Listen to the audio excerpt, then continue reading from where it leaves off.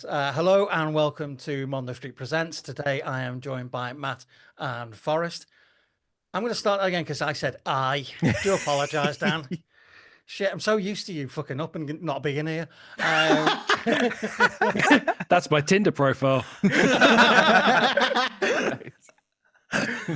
Grinder, mate. That's why you never get any matches, because you're in the wrong app. That's what she said. Yeah. Hello and welcome to Mondo Street Presents. Tonight we are joined by Forrest and Matt from the Don't Be a Hero podcast. And Dan has just pointed out I've lent it as a microphone again. Every time we start an episode, we lean into the microphone. Good evening, gentlemen. Hello. How are we? Yeah, good. Yeah, pretty good. Thank you for having us. Yeah, Good. thank you. And before I forget, and before he says you didn't say hello to me, hello, Daniel. Hello. It's like Tiny Tim. It really is. I'm just sat here in the corner Yeah. Okay. watching Well, and waiting. if you behave yourself, we might throw something your way in a minute. Matt, Forrest, you've got the Don't Be a Hero podcast. Everything superhero, absolutely everything. When we get to it, I've got some very, very. Dan's going to shudder now. Some interesting thoughts about superheroes. Oh, okay. We'll get to those. 147 episodes. Yeah. Why? Why did you choose superheroes? No, I feel that's a fucking good question. Why have you continued? Good start, Phil. Good start. 140 episodes. Yeah. Why? Yeah.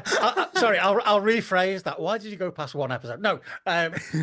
What was it that drew you to superheroes and to talking about them? Well, I mean, so for me, I've grew up with superheroes in my life. Superman was the first superhero I got into. So it's been very much part of my my growth as a kid, teenager into adult. So I've been a huge fan of like all the movies going through, and then it got to the point of me and Forrest started working together about 2019. Yep. From the same place together, and then just kind of like caught a friendship from there. And then from that point, we literally just went one evening, let's go see an MCU movie. We did, and then we just spoke about it for like 90 minutes after in a pub, and we're like, do you know what? Why don't we just do this and make this a podcast? And the premise we had originally, we've been going on for about 2.5 years now.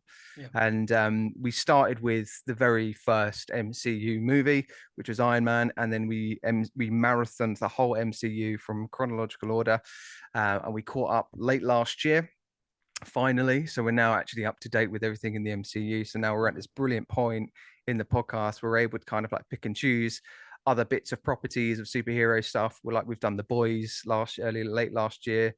Yeah. We're about to go and do Daredevil season 1 to 3, getting all ready for the Born Again coming out in March.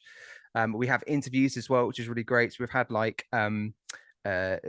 backstage crew. We've had a body double who was in Aquaman 2, Lost Kingdom, that came on as a guest. We've had really wonderful interview guests, people coming on, and we've been doing independent movies around it as well. So we've been able to really like find an eclectic mix now, which is cool. Excellent, Forrest. What was it? Is it again a similar thing of from being a boy, growing up with superheroes, or was it the fact that you've got a superhero's voice and that brought you in that way?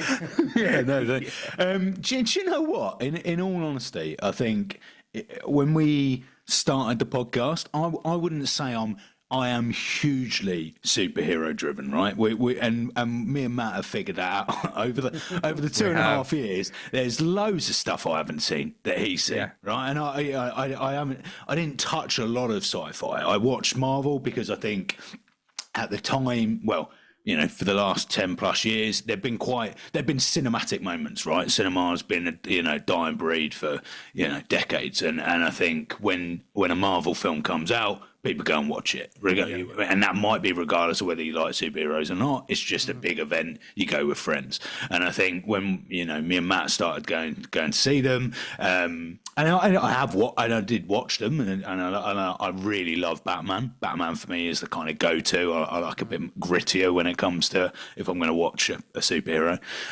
But yeah, it was quite funny because really. It's not as I wouldn't consider myself a specialist in the area. I wouldn't consider myself, I didn't read comics ever, none of that. But it's just an appreciation of film and TV, right? And whatever form you receive it in, and I think that's what me and Matt really appreciated and really loved, and it was good to talk about it. And despite your feelings towards it, Phil, after 100 episodes, we thought we'd keep going, but maybe that self belief should die. To be honest, but. There's nothing like support within the podcasting community, is there? I listened to an episode. I think it's time for you to fuck off now. So. Make more room for yourselves. That's what. After listening to your podcast, we know we are firmly in our niche. We ain't going near you guys. What has been then, and what's been your biggest disappointment then? Because obviously superheroes became a massive brand. Everything became superheroes 10 years ago, 12 years ago. Everything was about superheroes. What's been your biggest disappointment across that time then? It feels like I think there's a huge argument around particularly kind of the Marvel property that everything kind of went a bit sideways after Endgame. Because there was a very clear directive in terms of all the movies being built up, all the characters being built up, and particularly when we were marathoning it, you can see it. Like it was really great to be in that kind of like phase. It was phase 3, which is towards the end of near Endgame, and that was where it was like literally the peak of MCU. All the characters had these really wonderful layered stories, and it culminated to this massive thing at the end. And then after it, we all there were kind of a few movies here and there that were successful and we enjoyed reviewing, but there was one particular movie that me and Forrest always come back to where it just felt like it was just, that was like the final straw of kind of like, what the hell is going on? There's no directive. And that movie was The Eternals for us. Oh, okay. which is, I mean, it was polarizing anyway when it came out, because there's quite a few people that enjoyed it as well. Because when we reviewed it, we got a bit of backlash from it. There's really vocal people that enjoyed the movie, but like, it was just a whole bunch of people that had we had no idea who they were, and they have played absolutely zero point in any MCU property going forwards, and they've been in the odd like what if episode and all that kind of stuff, but like Eternals was a massive disappointment for us. So when it came to us into reviewing it, it was like we knew it was coming. We knew that movie was coming, and I think Forrest, was that the movie that we saw when we decided to do the podcast? Was it another one? Was it that one? Or was it Doctor Strange? I've got a feeling it was a good one, right? I mean, really? I'd be very shocked if we went and saw a shit film and then let's do a podcast. Make a fucking podcast out of this. Come on then. Maybe I'm wrong. But I think just to elaborate on what Matt was saying, I would probably, I'd agree, but I'd also say that Marvel, specifically the MCU, had a very, up to Endgame, it was although there were lots of superheroes involved and there were lots of stories involved, there was a linear, right? There was a clear main story we were following. And I think what happened once we got to Endgame was the universe turned into too much of a universe, and you can only expect the mainstream audience to follow you so far from that point, right? You might have fans of the Eternals and you might have fans of specific movies, but if your whole IP or your whole USP is that people are going to continually see your films and are going to really like obsess over the next Marvel MCU movie, then there has to be something that they can go, right, I know the next time I see a film, this part of the universe is going to be developed. And we're just getting into the point where that's not the case anymore. We're getting a random episode, we're getting a series of She-Hulk and we'd never seen Hulk's son since. And I'm like, or even the end of the Eternals, we met Harry Styles and a troll. And which we've never seen since, and you can't. What's the point? Don't add these things if it's not something we're going to come back to. Yeah. There's a headline for the Sun: Harry Styles and the Troll. Where are they? Where are they? But to pick you up, sorry, just one question on that is: then do you think because they're trying to realign, is the linchpin of that Marvel Jesus Deadpool? Is he the Marvel Jesus that's going to reignite the franchise and push them down another narrative through a stretch of films, rather than, like you say, I completely agree with you. They all just went a bit, what the hell do we do now? Let's just chuck these films out. They don't make any sense. Doesn't matter. They'll lap it up. Yeah. Oh, let's put it all on Disney Plus. Let's make a series out of it. No, please don't. We don't need a series. That's another thing. I think Deadpool it's an interesting one because it's R-rated, right? And the whole if at the end of the day, you can imagine Disney executives, they want these things to sell to, again, the mainstream. And that covers a broad spectrum of ages. Now, the difficulty is, if you go down a character like Deadpool, anyone 18 plus is going to want an 18 plus Deadpool.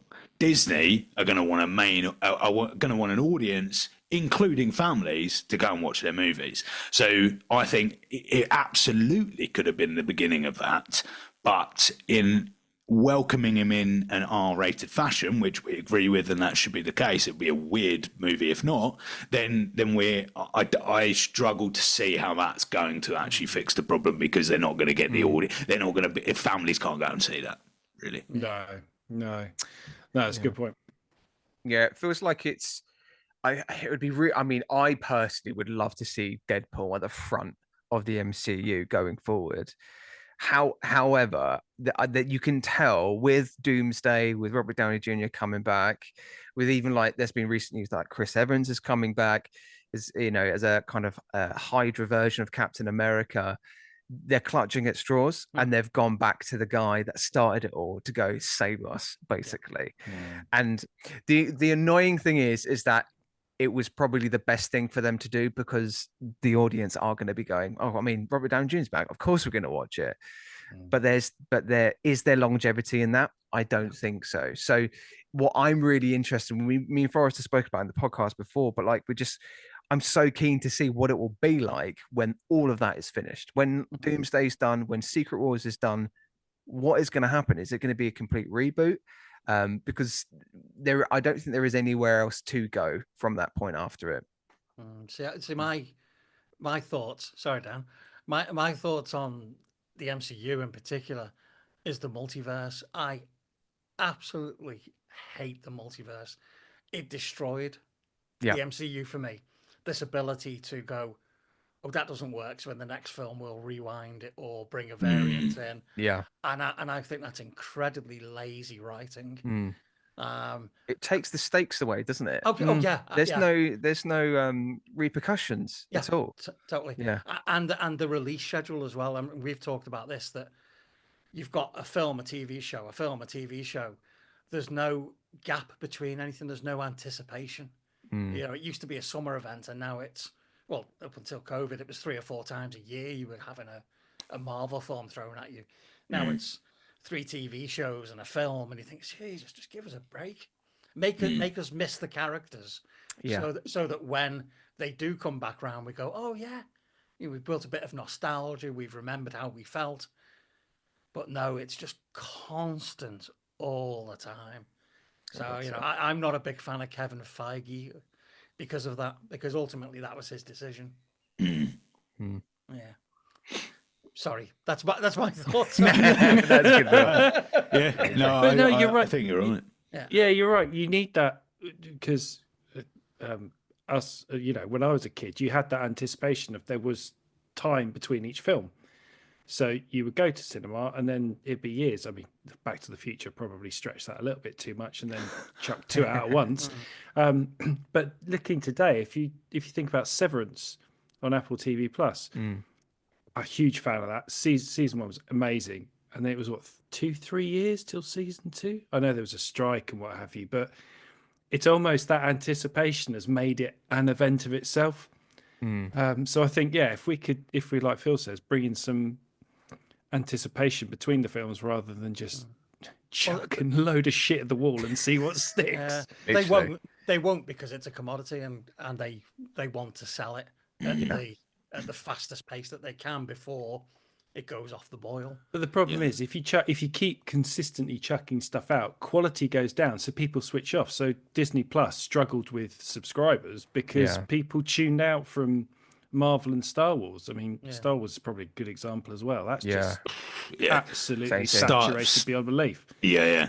That is an absolute cash cow at this point. It just absolutely milks that cow dry for Star Wars. Well, it cost them $3 billion, so I'm not surprised they want to get as much out of it. Yeah, it is. It is the thing, and also like we're seeing it. For a long while, that was film and that was TV, and now you're seeing it kind of in the gaming industry as well. As about like it's taking years and years to get big games out. So in the interim, we're just churning any shit out and remasters and games that we literally had 2 minutes ago, and it's just everywhere you look when it comes to art. Is just being re-churned out and out the same thing because it's like you say, it's the instant release of cash that they need because the studios are greedier and greedier and the profits are higher and higher. I think you hit on something there. It's algorithm based, in my opinion, as well. Because using your example of just churning stuff out is if you want for music, if you want to be heard, you have to keep chucking stuff out. So the Spotify algorithm will pick you up and give you to others. So quality over quantity is there's just way too much content now. So yeah. Well, probably taking that down the track. I win £1 because it only took Dan 15 minutes to mention Severance. So, and I would have won £2 if you'd mentioned Spotify algorithm Taylor Swift. God, are you listening to my conversations in my house? Yeah, I'm listening to conversations in your head, mate.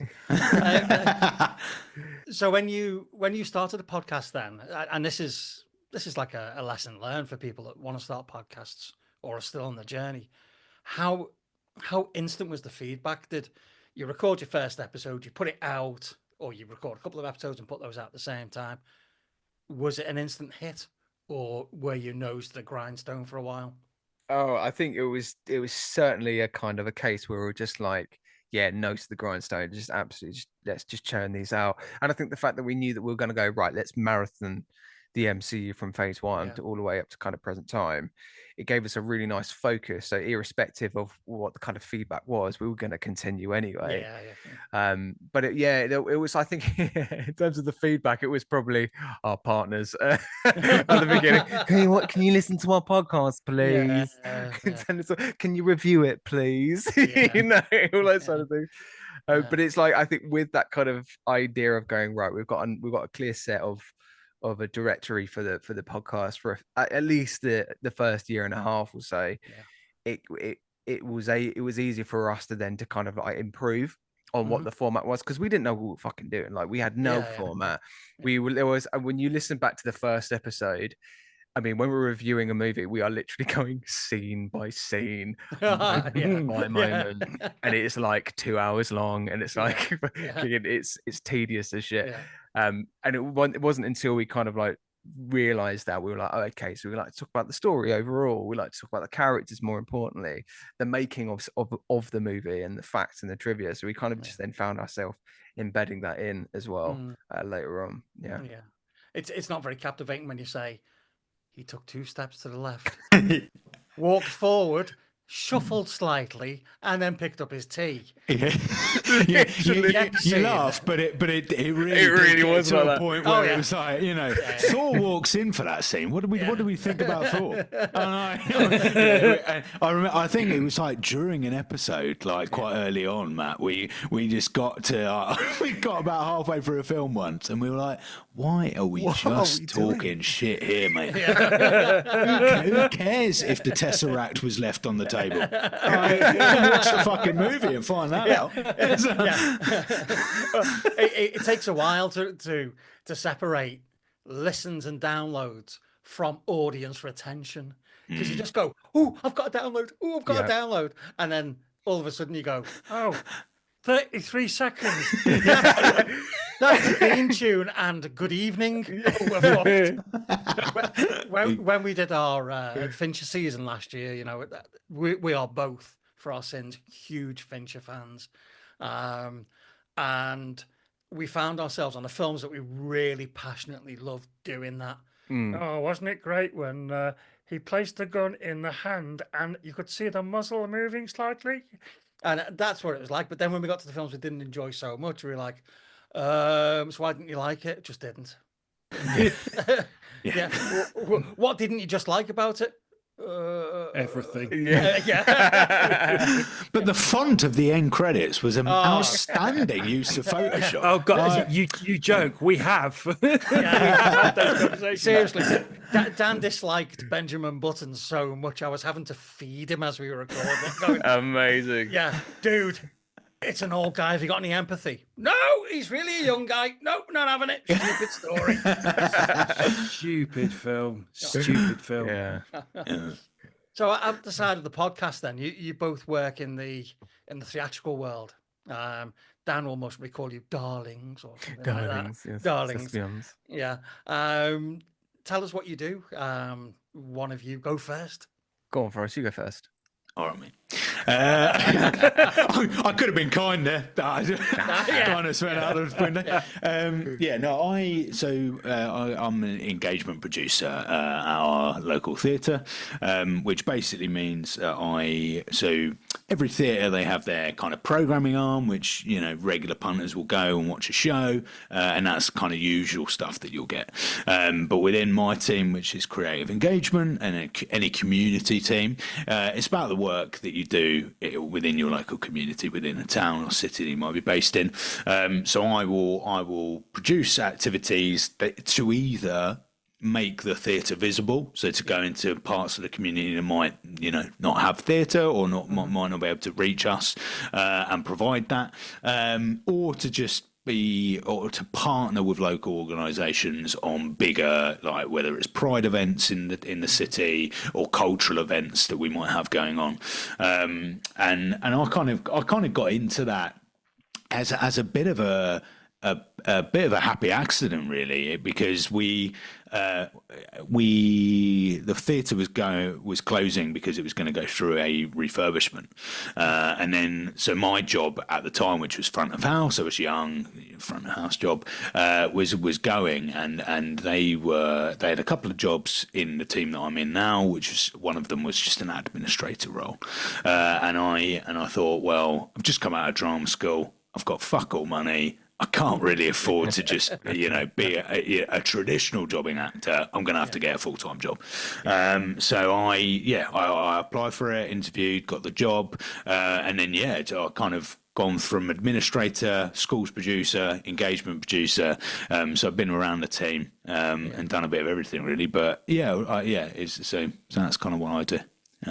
But Matt, you're a little bit different to me, aren't you? Not much different. So my background, I kind of got into acting when I was about 15, 16.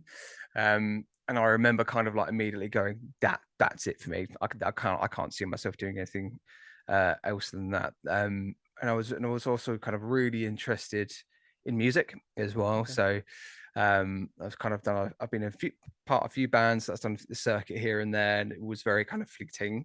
But then I went to drama school, did the whole drama school thing. And I was kind of like touring as a professional actor for about 5-6 years, and I was doing predominantly kind of like Shakespeare and a lot of like touring Shakespeare, particularly. And then found myself kind of going, oh, you know what, I'm really interested in the making part of it as well.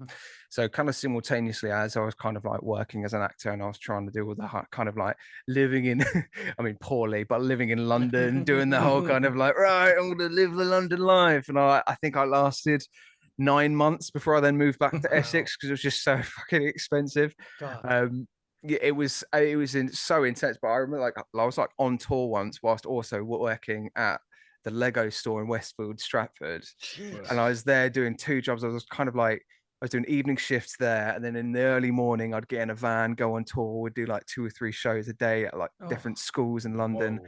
Come back, do another shift at Lego. It was insane. And it was but like it was, those were the, and I was kind of I was in my early 20s now, and I'm in my mid 30s now. And I think back then it was very much part of the kind of building of where am I going to go, what's going to happen. And it wasn't until I moved back to Essex I decided to kind of like look into a little bit more of like producing and directing. So I sort of like established an educational theatre company based in Essex, and that ran for about 6 years, and that was providing like classes to schools or kind of after school clubs and stuff. We also did like little small touring shows, and I'd direct those as well. And that's kind of how directing kind of got into it as well. And then I ended up working with Forrest at the theatre for about 2 or 3 years. And then sort of now I'm just what's great now is that when I had that job, I realized that I want to be completely freelance, because there's something about I can now kind of go, okay, I can do the directing, I can do the producing, I can do the acting. There's no reason why I can't allow myself the space to do all 3. Yeah. So I'm now in this position where I'm directing a couple of shows this year. I'm auditioning as an actor, and I'm producing projects at the same time during this year as well. So it's really nice. I've been kind of like fully freelance now for about a year. And it's breathed a whole new lease of life, kind of like creativity. It's a big risk. I think there's a big thing to say about that as well. I think particularly for any creative, when you're fully freelance, there is no stability from an income background. So whoever is in your life is able to kind of like back you in that kind of regard, and that's a huge asset to have, which I'm lucky in that position to have. But I think it's one of those things that you've kind of, it's a risk/reward system. But so far it's working. Before we ask you for a couple of horror stories, because I'm sure you've got some, can I just ask you, you've both got one foot in the acting realm. Forrest went to drama school. I don't know if are you still actively acting, Forrest? Yeah. So, funnily enough, Matt will be directing me in a couple of months' time. But still, I've just very much there. Yeah. Okay. So, with your acting hats on then, and looking at the 147 episodes of your podcast, which character could you have played better than the person that portrayed it? That is a great question. And if, Forrest, you're not allowed to say Thanos, okay? Kill me half the population. I'm sadly too much of a fan of Josh Brolin to think that I could possibly do that better. But totally, what? So in terms of doing it better, I think, to be honest, Edward Norton's Hulk. Very much. Oh my god! Yeah, very much do a better job of that, I believe. Absolute fucking shocker, that movie. The funny thing about that film is it's almost as bad as the Eric Bana film. And you think people would have learned from the Eric Bana film. Was it really John Woo, or is my brain playing tricks on me? I don't think it was. I think you're right. It was John Woo who did John Hulk. Woo did yeah. Shooty. How the hell? How the hell did he do that? How the hell did John Woo get a Hulk movie? And for me with Hulk, right, is that I don't understand how it's been done badly so many times. And it for me is not a character that you can really fuck up. But I don't know. I don't know. I think the results actually prove you wrong. You know, Well, yeah. because I don't think Hulk has been done properly ever. No. You Yeah. know? I mean, they haven't even given Mark Ruffalo a chance. They've been No. talking about giving him like a solo movie for, I want to say, about 15 years now. I don't think Yeah. it's going to happen. Yeah. They've just yeah, you're right. We've never seen a really decent Hulk movie. No, there's been flashes in some of the Yeah. MCU films where you're getting close, but because of the age rating and the commodity they're selling, it's pulled back quite quickly. Because Hulk is all about rage, and you can't do rage on a PG-13 or a U or 12, Yeah. wherever we call it. Maybe he'll turn up in the next Deadpool film. Maybe he will, yeah. Smashy, smashy, motherfucker. I mean, I would go and watch that. Tell you what, Fucking sick. I'd buy that T-shirt. Smashy, smashy, motherfucker. That is great. Yeah, that's originally what Bruce Willis was supposed to say, in Die Hard. Yeah, Smashy, motherfucker. smashy. Yeah. Smashy, smashy, motherfucker. He couldn't remember his lines though. Ooh, too soon. Oh.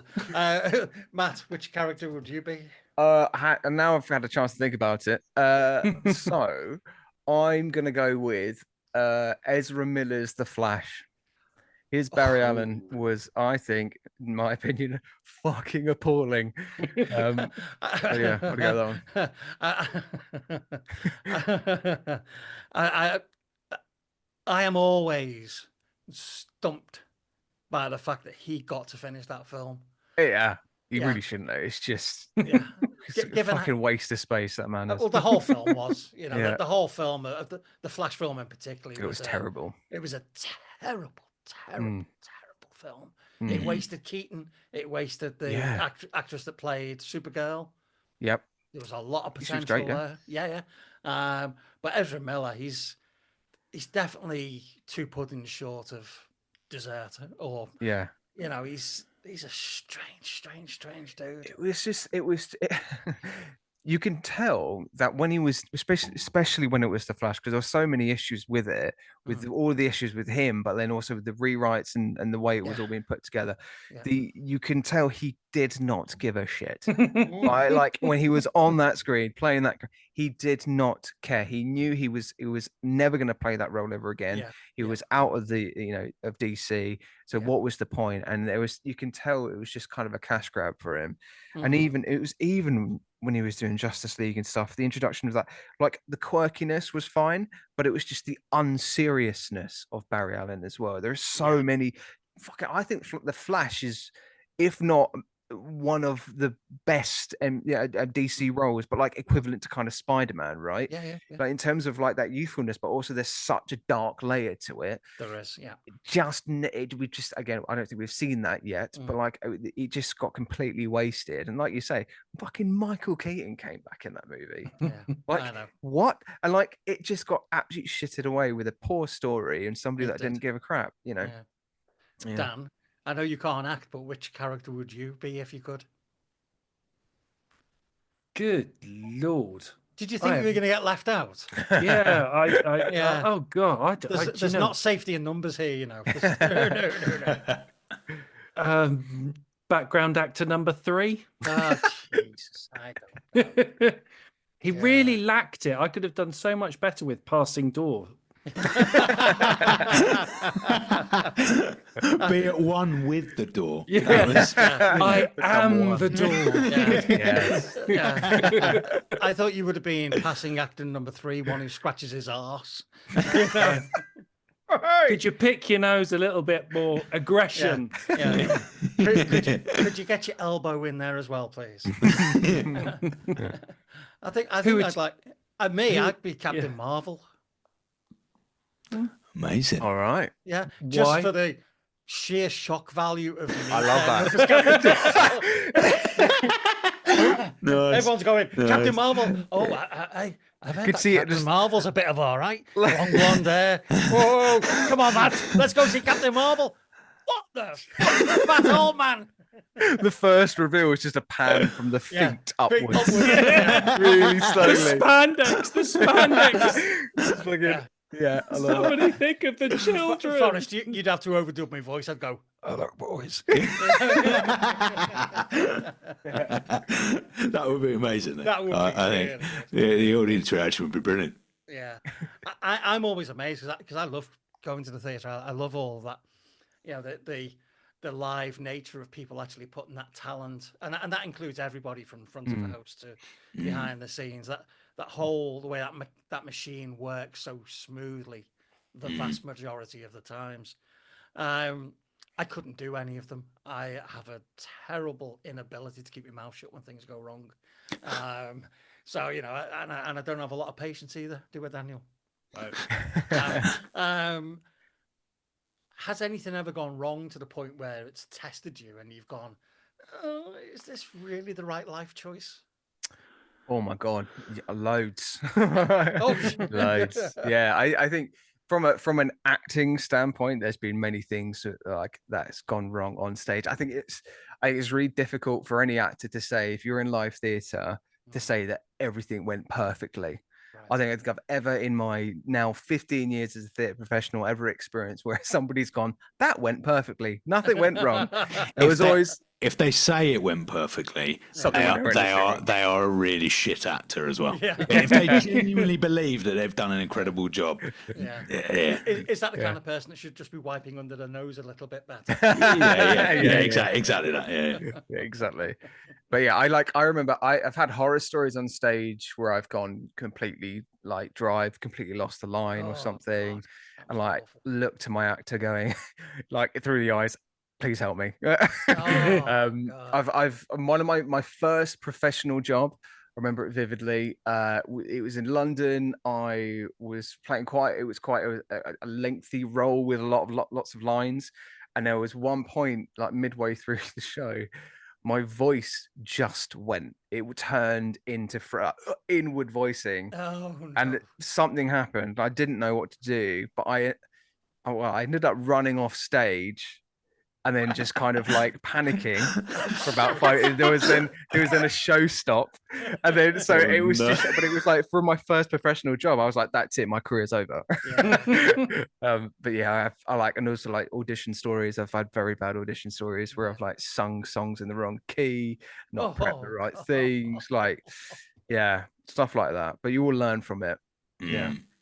Are the auditions as ruthless as they're portrayed on, you know, TV shows and films? Is it do the producers really know what they're looking for, or are they kind of scrabbling around until they see a spark of something? I find like film and TV way more pressurized than theatre for some reason. I don't know why, and I think it's probably because I have less experience in that field. All right. But like when you're in film and TV, they're being so, they're so very clear on what they're looking at, from down to like the tiniest like shade of color in the hair. Like, do you know what I mean? To then in theatre, they're probably just a little bit more open to kind of like, oh, let's see what the individual brings in the room. But like, yeah, like I auditioned for Game of Thrones once, and it was the worst experience that I think I've ever had in terms of an audition. Like they went in and it was like, can you do a northern accent? I was like, oh shit. Went in, just tried it very, very badly. Yeah, literally. And then it was the worst. It was the worst. And then, but like I felt like I like wasted their time as well. It was one of those things. But yeah, I don't know. It depends on who you're auditioning for, I suppose. I think if it's like, you know, we've interviewed from people that have been in Marvel projects and stuff, and if it's like in and out, like just like come in, do your line, boom, you're gone, and then they'll call you in about half an hour and let you know whether you got it or not. So there's so many different kind of levels to it. So yeah, so I suppose it depends. Yeah, I think the funnest audition ever, right, and it happens, I think, across the board with them, is commercial. Right, if you audition for commercials, they are the wackiest, funniest, like the brilliant things you can do. Right, because for many reasons, if you get a self tape for a commercial, right? Where you record yourself. You are quite often asked to do the most bizarre things possible, right? And you watch loads of adverts, you see some, odd decisions made about, we're McDonald's advert, but we're watching 3 cows talking to each other, right? So, okay, all right, we'll accept it as an advert. And I got two commercial auditions which were hilarious. One, I had to do a self-tape where I had to pretend that, I had to pretend I was in slow-mo whilst flicking my head around with my mouth open, right, and looking as outlandish as possible. And it was 30 seconds of that, of just that. I didn't have any words, anything else. They just wanted to see my face moving left and right with my mouth open, looking like I was in slow mo, right? And so I had that, and then an in-person one, which I did actually get. I was in an advert. Not that you'll see me, because it was the back of my. There's a whole other story for that. But I was in a Paddy McGuinness Jackpot Joy advert, right? And I've got I could talk endlessly about stories about that shoot. It was hilarious. But the audition process, I had, it was 2 people at a time. You've never met these people, but you're quite used to that as actors. But I had to pretend that I was a Paddy McGuinness lookalike. And act as if I had just given this random person thousands of pounds of money, right? Because they gambled and it worked out for them. And we had to we just had to hug. We had to really embrace for about 20 seconds, jumping up and down, going wild. And then they'd ask us to do it. Could you do it slightly more stylized, slightly bigger? Could you do it less erotically? Less erotic, yeah. Could you put your clothes back on, Forrest? I was going to say, what are you actually auditioning for? Exactly. But yeah, exactly. And so it's commercials for me are hilarious, because it's unlike any other. All the film, TV, and theatre, you're either going to be reading lines out, or at least reacting to something that's going on. Whereas commercial, you could be doing anything for a commercial. Hilarious. Yeah. So is there a commercial you'd like to get then? It's commercial. Oh, well, I mean, the other thing with commercials, as Matt will know, is the pay for commercials. Although, actually, not anymore. Pay for commercials used to be incredibly high across the board, because you'd get something called a buyout fee. Again, this is a long ass story that's properly boring for them, but you get a buyout fee which enables them to use it perpetually or anywhere they like. But I think the higher the brand, the bigger the brand, the commercial you want to be in, for obvious reasons. They're going to be paying their people the most. I probably, on the whole, Subway adverts, right, tend to be the most silliest. Yeah. So I think I'd quite like to do a Subway ad, because they tend to be a bit odd. Either that or a John Lewis Christmas ad would be nice, because you're very well known if you do a Christmas ad. What about you, Matt? Do you aspire to any particular corporate sponsorship? I will not bow down to sponsors. No spoilers. Apparently, I think Stella Artois is the highest paid enterprise for their buyouts. I think they get thousands as well, loads. My vote would be Stella, as much as I don't like the drink that much. Yeah, when you get paid, it does say reassuringly expensive on your face. yeah. Dan, you have to stop doing adverts for Ann Summers now, okay? What can I say? I just love the feel. It's that little cute face you do when you turn to the camera and you go like that. I am genuinely worried about the day that my agent rings me and goes, I got your commercial audition. I go, oh, brilliant. Who's it for? Durex. Like, okay, and what am I doing, please? Oh, I play the role of the condom. Oh, I love it. Fantastic. That's great. Can't wait. Soft, strong, and very, very long. Oh, no, that's Andres. That must be one of the hardest voiceover jobs to do in the world. Literally. Ha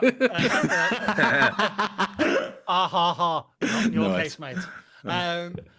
No, but something that was just like a personal product, trying to keep a straight face while you're reading out.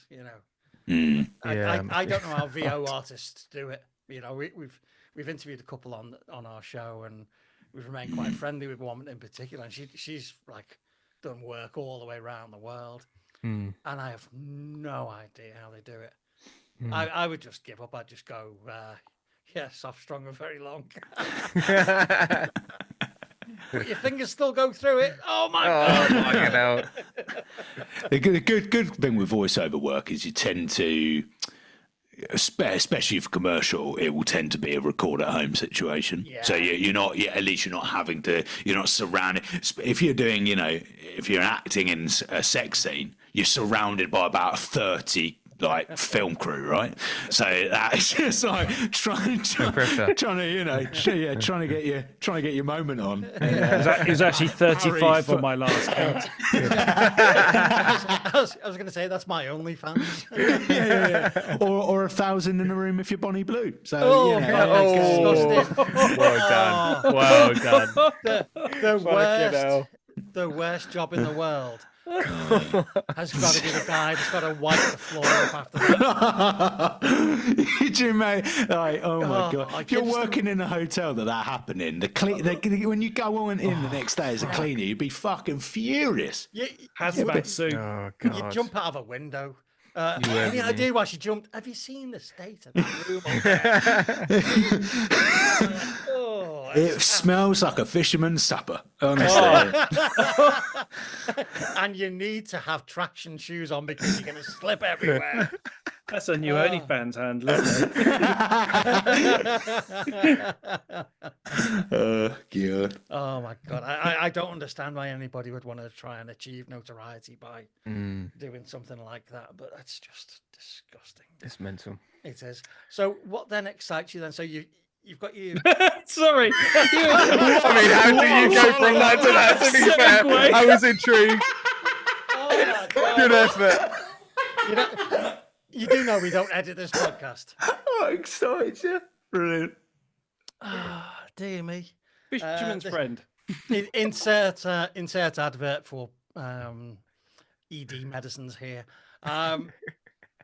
You've got your day jobs, okay? You've got your podcast. What then? I've got to say it because I've already said it. But what excites you about looking into the next year? What film projects? What TV shows? What is there for the superhero genre, which makes you want to keep on going? I think what's really cool is that now we've done the marathon and caught up. There's still so many superhero movies to review. I've always been, in terms of looking ahead, interested in doing the Christopher Reeves movies. Oh yeah, and Superman's. Yeah. Those are the movies that I grew up watching, and I don't know if have you seen them?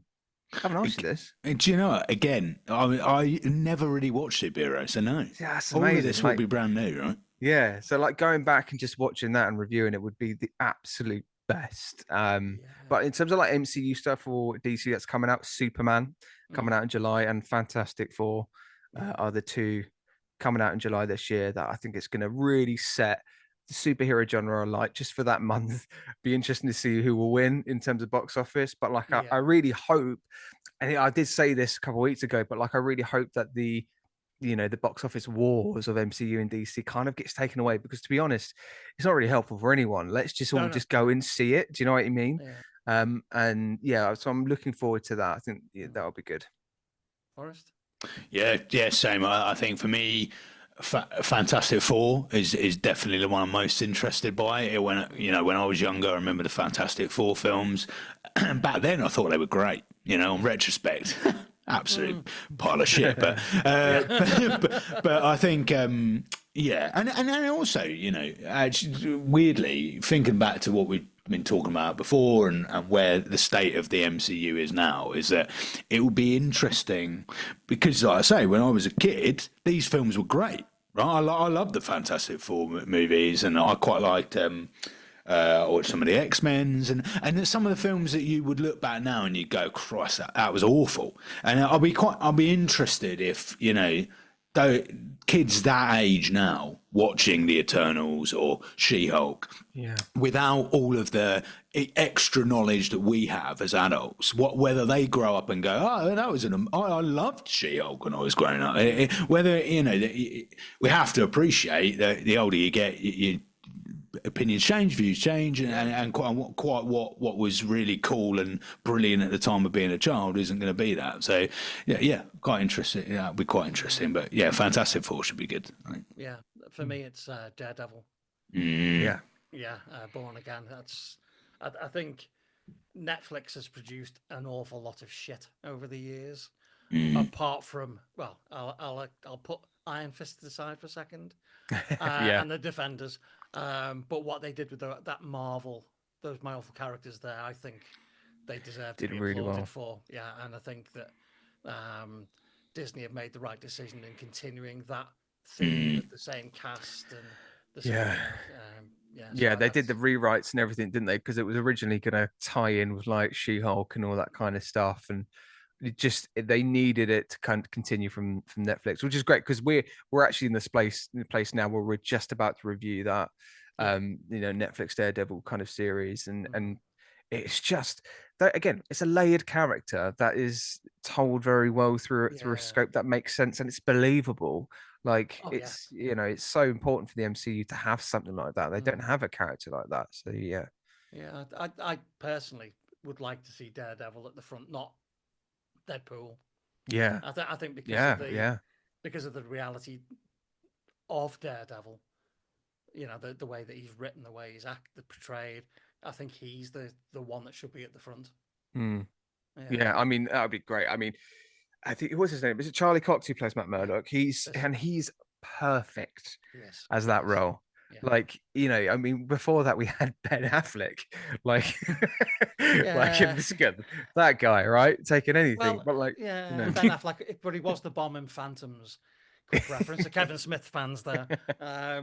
Dan, are there any superhero properties that you're looking forward to? It's Daredevil. Yeah. I absolutely loved it on Netflix. Yeah. I binged that when it came out. I thought it was absolutely brilliant. So I'm really happy to see all the original cast are back.